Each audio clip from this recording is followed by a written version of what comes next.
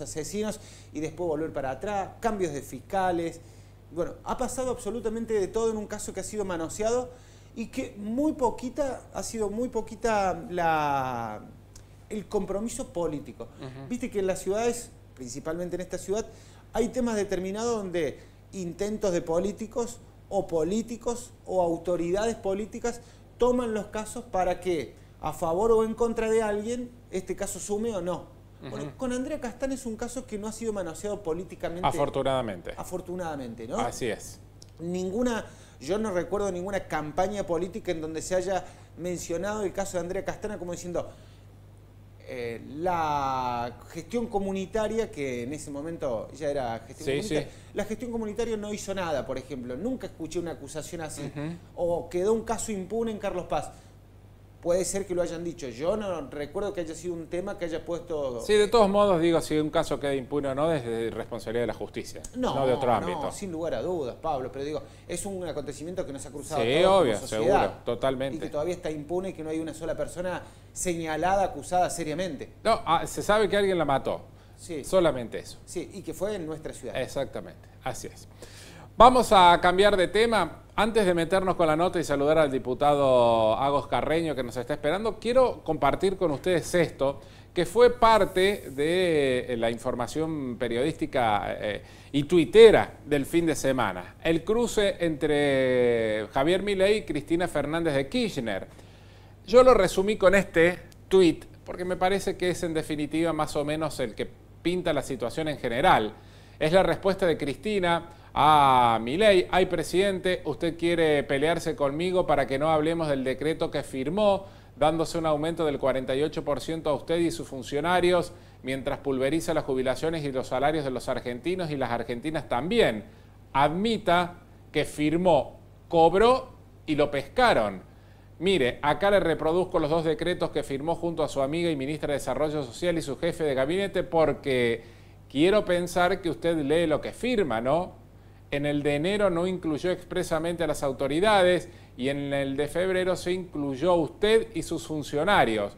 Como verá, el decreto que yo firmé hace 14 años no tiene nada que ver, dijo la propia Cristina Fernández de Kirchner. Saludos para usted y para todo el resto del gabinete. Remarca allí la expresidenta y vicepresidenta de la Nación. Bueno, ¿cómo se regula esta cuestión, no? ¿Hay algo que diga cómo se tienen que aumentar los sueldos de los funcionarios del Ejecutivo, los del Legislativo, los del Judicial? Bueno, se ha presentado un proyecto que busca regular las dietas del presidente y de los funcionarios también, en torno de también esta polémica que se ha conocido en las últimas horas. Oscar Agos Carreño es diputado de Hacemos Coalición Federal por la provincia de Córdoba y él es autor de este proyecto. Diputado, buen día. No lo escucho yo. Bueno, ahí retomamos el contacto en un instante nada más para conversar sobre esta cuestión que tuvo ribetes por momentos espectaculares, casi de telenovela, ¿no? Entre las ida y vuelta de Cristina y Javier Milei. ¿Está ahora sí el diputado? Sí. Diputado, ¿cómo le va? Buen día. ¿Qué tal? Buenos días para ustedes, para la audiencia. Gracias por estar allí, muy amable. Bueno, yo repasaba allí, antes de saludarlo, esta pelea tuitera del fin de semana entre el presidente y la expresidenta en torno a los aumentos de sueldos de los funcionarios, la ida y vuelta. Ahora, ¿qué va a pasar con el tema de los aumentos otorgados en diputados y senadores? Bueno, usted ha trabajado en un proyecto respecto de esto, de regular las dietas partiendo del presidente y el resto de los funcionarios, ¿no? Así es, nosotros lo que hemos trabajado, aprovechando esta discusión antes de saber lo del presidente, de que se hiciera público, estaba toda una discusión que el propio presidente trajo a la mesa, que es el aumento que se le dio a los diputados y senadores, que en realidad nos enteramos los diputados por el diario, porque lo decidió sus autoridades, Martín Menem y Villarruel, con un mecanismo que es normal, digamos, no es algo extraño, sino que se le aumenta al personal legislativo el 16 y el 12% y automáticamente eso le sube a los diputados, que es bajo la inflación, pero por supuesto que en la crisis que hay ahora, como están los jubilados, es un tema. Entonces lo que hemos trabajado para dejar de discutir demagógicamente si está bien que ganen unos más, que ganen otros menos, es establecer un régimen que primero diga que el presidente es el que más gana, como pasa en el mundo. El que más responsabilidad tiene es el presidente, su tope está atado a lo que ganan los laburantes, es decir, al salario mínimo vital y móvil, o sea, cuando suben los trabajadores, sube el tope del presidente. Equiparar al resto de las cabezas de los tres poderes del Estado, es decir, los jueces de la Corte, los legisladores nacionales y el presidente, no pueden ninguno estar por arriba, porque generalmente los jueces suelen pasar el tope máximo de las otras dos poderes. Claro. Y después lo que establecemos es una actualización de las jubilaciones, es decir, las distintas actualizaciones que hayan, es decir, subas de salarios, van a ser solo cuando le suban a los jubilados. Y lo otro que decimos es que el ahorro es para, o sea, el ahorro que se logre es para mejorar las jubilaciones, es decir, todo lo que se ahorre no se puede gastar en rentas generales, sino es para el sistema jubilatorio. Y por último, que es lo más grave, establecemos que ningún otro funcionario puede cobrar más del 90% del salario del presidente. Y esto tiene que ver porque, por ejemplo, la gente del Estado que está en YPF, que está en el Banco Hipotecario, los empleados de la AFIP, los empleados bancarios del Estado Nacional o del Banco Central, todas esas personas ganan 2 y 3 veces el sueldo del presidente. Eso es mucho más grave que los legisladores o que los jueces ganen bien, porque de última son los que ponen la cara y hacen un trabajo que tiene que ver o por la forma que fueron elegidos según la Constitución. Ahora, cuando el presidente nombra, por ejemplo, a un representante del Estado en una empresa y esa persona gana 3 veces lo que gana el presidente, con mucha menos responsabilidad, es lo que creemos que es lo que más hay que corregir y hay un ahorro fiscal enorme ahí. Oscar, ¿cómo sería, por ejemplo, para equiparar o lograr equiparar el tema salario del presidente y del resto con los jueces? Porque, según tengo entendido, los jueces ganan mucho más, o ellos se tienen que bajar o tiene que subir mucho más el presidente si se aprueba este proyecto. Bueno, primero eso tiene que estar regulado por una ley, porque sí está dentro de las facultades del legislativo establecer este tipo de cuestiones, por lo tanto nunca se ha hecho una discusión seria, es como la contratación, como tantos otros, las reformas de jubilaciones, digo, son temas que son parches y parches y parches, y bueno, y se van desacoplando. En muchos tiempos iban más acoplados, hoy se ha desacoplado mucho. También es cierto que el Poder Ejecutivo como el Poder Judicial tienen exclusividad, o sea, no pueden hacer otra cosa más solamente la docencia, mientras que los legisladores sí podemos, yo sigo teniendo mi estudio jurídico, eso también es cierto. Entonces, lo que nosotros establecimos es que cada poder del Estado dicta una norma con su propio escalafón.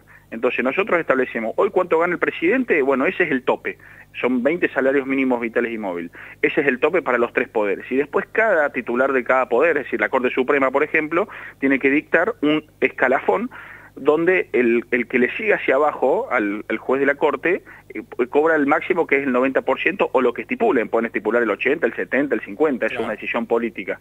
Ahora, hacia abajo van todos en un escalafón que tienen que armar las autoridades máximas de cada poder del Estado.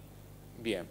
¿Y qué va a pasar ahora? Porque tengo entendido que ya se dio a conocer el decreto donde se derogó el aumento que el propio presidente había firmado por decreto y se había auto-otorgado y al resto de los funcionarios, ¿no? Porque quedó en evidencia que así fue. Digo, eso por un lado. Y por el otro lado, ¿qué va a pasar con el aumento de los diputados y senadores?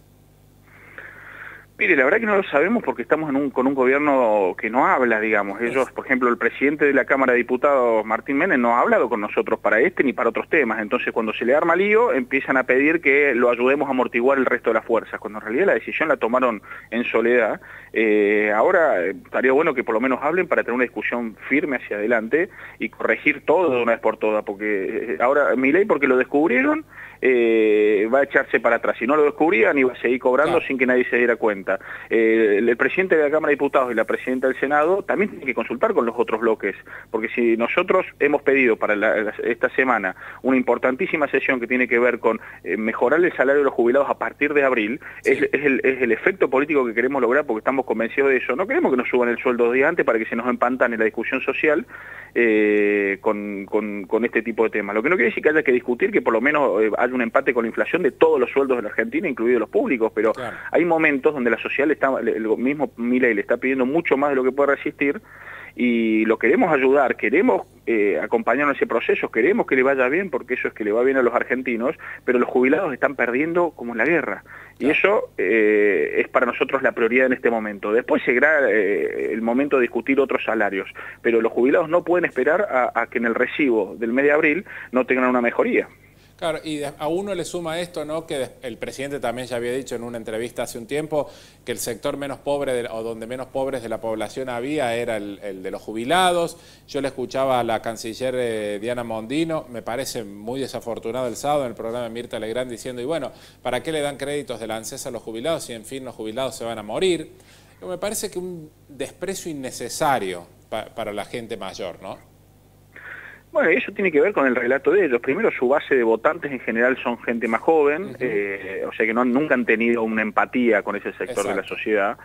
Pero por otro lado, el ajuste ellos han decidido hacerlo por 3 grandes lugares, quinariamente. Por el campo, por las provincias y por los jubilados. Ese era su primer plan de ajuste. Después, a ir a la ley ómnibus y judicializar el PNU, empezaron a tomar otros caminos, pero la realidad es que para ellos es determinante hacer un brutal ajuste en el universo de los jubilados, y ahí es donde nosotros le decimos, no, espérense, no vayan a los jubilados porque no tienen empatía con ellos. En todo caso, veamos el régimen de Tierra al Fuego, veamos el ahorro de todas esas exenciones impositivas que hay en muchísimos lugares, por ejemplo, que no paguen ganancias las fundaciones y las asociaciones civiles que muchas veces mueven muchísimo dinero. Digo, todos esos lugares tienen que ver con gente que en general no la está pasando tan mal como los jubilados. Entonces ahí es donde nosotros le decimos, estamos de acuerdo en el qué, en que tenemos que ir hacia allá, lo que queremos decir por qué camino, es decir, el cómo. Ahí es donde tenemos mucho para aportar nosotros, con mucha experiencia, sobre todo en el bloque nuestro. Tenés gente como Pichetto, como Monzó, como Margarita Stolbizer, tenés López Murphy, un montón de gente con mucha experiencia estatal que te pueden ayudar a ir al mismo lugar sin con eso llevarte puesta la sociedad. Exacto. Doctor, la última, y le cambio de tema, aunque en realidad tiene que ver con esto, y usted lo decía allí al pasar, ¿no? ¿Qué va a pasar o cuál es su opinión puntualmente, vamos por ese lado, respecto a la idea del gobierno de reponer y gravar con ganancias a la 4ª categoría, aquello que fuera aprobado por los propios integrantes del actual gobierno, la fórmula presidencial, para que fuera derogado? Digo, ¿usted tiene opinión tomada respecto de si el proyecto llega al Congreso de qué hacer, si se repone o no la 4ª categoría en momentos donde afectaría a un número muy importante de trabajadores? Bueno, si lo que vuelven a mandar es lo que estaba en la ley ómnibus o lo que estaba vigente, nosotros ahí no le votaríamos, no tienen los votos. Bien. Ahora, si vienen a discutir un impuesto a los ingresos, como el que propone Ricardo López Murphy, que agarra un número mayor, pero a su vez es muy paulatino cómo va cobrando ganancias y es como se paga en el mundo. Sí. La verdad que ahí estamos para discutirlos en la medida de que veamos la letra chica. Digo, este gobierno es muy común que te cita una reunión y te dice, bueno, están los votos para tal tema, pero queremos leer tal tema, claro, porque no es lo mismo hablar de impuesto a la ganancia que un impuesto a los ingresos que abarque a los directivos de las compañías, claro, o todo ese tipo. Así que es muy difícil en abstracto. Ahora, yo lo que creo que acá tenemos un problema de fondo y tiene que ver con un proyecto de ley que hemos presentado nosotros también, que es, tenemos que discutir una nueva ley de coparticipación. Porque siempre la discusión es sobre parches. Es que hacemos con tal parche, que modificó tal parche, y pasó con el fondo del transporte, pasa con las jubilaciones, pasa... Entonces tenemos que definir de una vez por todas, la Constitución nos manda a hacer, hemos presentado un proyecto de ley para regular el procedimiento de coparticipación, para que en vez de sentarse los gobernadores cuando lo invite el presidente, se sienten los ministros de Economía a hacer un convenio, acuerdo para ver qué impuestos cobra la nación, qué impuestos cobra la provincia, y que se haga cargo a las provincias de lo que se tiene que hacer cargo, que es la mayoría de temas asistenciales, y la nación de lo que se tiene que hacer cargo. Porque el enorme problema que tenemos ahora con todas estas cosas es que vivimos discutiendo parches. Claro. Y es una sábana corta, y alguien la tiene que pagar. Hoy la están pagando los jubilados, bueno, habría que ver que la paguen un poco más los laburantes, pero no tanto como antes para no agarrar horas extras o un aumento. Entonces, pero toda esta discusión es chiquitita, porque siempre es apretando a la sociedad. La discusión grande y sincera es cuáles son los impuestos que no se van a duplicar, cuáles impuestos le corresponde a uno, cuándo al otro, y que las provincias paguen lo que tenga que pagar, la nación pague lo que tenga que pagar, y se haga con los recursos legítimos de cada uno, porque acá se paga sellado, ingresos brutos, IVA, y todos son impuestos duplicados, donde no queda claro qué asignación tiene cada cosa, y encima se empiezan a pelear entre ellos para ver quién lo paga y quién manda la plata. Bueno, eso se resuelve con una responsabilidad cívica, y hay que aprovechar que Milei nos está enseñando algo a todos, que es momento de discutir todo y poner en crisis todo. Exactamente. pero digo, yo coincido con esa definición y cierro con esto, ¿no? Es momento de discutir y poner en discusión todo. El tema es que si el que está enfrente tiene una idea mejor y puede aportarla para cambiar y que sea mejor el proyecto, hay que aceptarlo. No es que yo discuto o te comparto, pero la idea es la que vale la mía. Digo, así no sirve tampoco, ¿no? Sí, pero está bueno también decirle a la sociedad de que eso es también el metaverso que generan ellos, la narrativa, el show, porque la verdad que yo que estuve en la ley ómnibus muy de cerca en todo el proceso, sí, mandaban funcionarios a discutir y después se cayó por su falta de experiencia legislativa más que porque la oposición se puso terriblemente brava con el tema de los fideicomisos. En realidad le hemos propuesto cambios en el artículo sobre la misma sesión y no supieron cómo sobrellevarlo y la ley realmente se caía en otro artículo y el gobierno está pensando en retirarlo. Ahora, lo importante es que también ahora que va a haber un pacto, que en realidad es lo mismo que acuerdo, y es el lugar que les propusimos el primer día a Milei que mandó la primera ley. Es decir, hoy están haciendo acuerdos. Lo venden hacia afuera de una forma de que le están imponiendo cosas a los gobernadores, pero ya han estado 4 horas. ¿Qué necesitan los gobernadores para aportarle votos para lograr un acuerdo? Y eso no está mal, es la sana política. Seguro. Y además hay mucha experiencia legislativa, hay mucha experiencia en esos gobernadores que en general son jóvenes, que tienen pesadas herencias para tratar de salir todos juntos de la crisis. Lo que es innegociable para nosotros, para votarle cosas a este gobierno, es que deje de jorobar con los jubilados, que dejen de jorobar con el laburante de la clase media, que dejen de jorobar con los que menos tienen, y en aquellos lugares donde tenga que llegar a un bolsón de comida mínimamente amortiguen el daño social que está generando esto. En la medida que nos pongamos de acuerdo en eso, van a tener los votos para cualquier ley que sea razonable. Perfecto. Diputado, gracias por estos minutos, muy amable, muy interesante realmente la charla y seguramente retomaremos el contacto en cualquier otra oportunidad. Con gusto, les mando un fuerte abrazo. Gracias. Oscar Agos Carreño, diputado de Hacemos Coalición Federal, cordobés, que nos estaba dando un repaso muy interesante en torno a esto de establecer reglas de cómo se aumentan los salarios. A mí me parece absolutamente lógico, como en la provincia el gobernador debe ser el funcionario que más gane, como en un municipio el intendente debe ser el funcionario que más gane, ¿no? Porque son los de mayores responsabilidades. Va a tener la mayor responsabilidad, por lo cual debes tener un sueldo acorde a las responsabilidades. Y después esto, ¿no? de la estupidez política en la que cayó el gobierno. Yo no sé si es de la inexperiencia, de creer que puede atropellar a todo el mundo y que nadie se va a dar cuenta. Digo, debería entender Milei que enfrente, y no estoy hablando solo de Cristina, sino que estoy hablando